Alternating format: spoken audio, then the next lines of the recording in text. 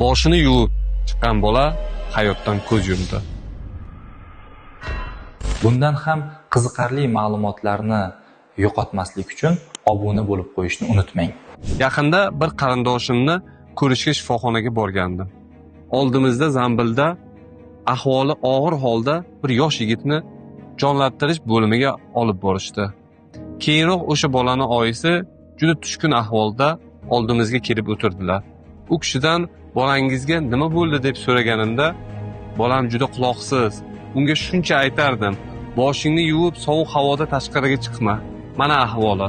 Hozir shifokorlar meningit deb tashxis qo'yishdi. Bir necha kundan keyin yana qarindoshimizni ko'rishga borganimda o'sha bola hayotdan ko'z yumganini bilib qoldim. Azizlar, boshni yuvib fen bilan quritganingizda ham soch ildizlari 4 sur'atda quriydi.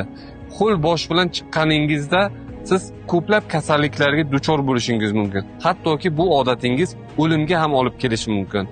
Bu videoni sochini ertalab yuvib tashqariga chiqadigan tanishlarga yuborib qo'ying.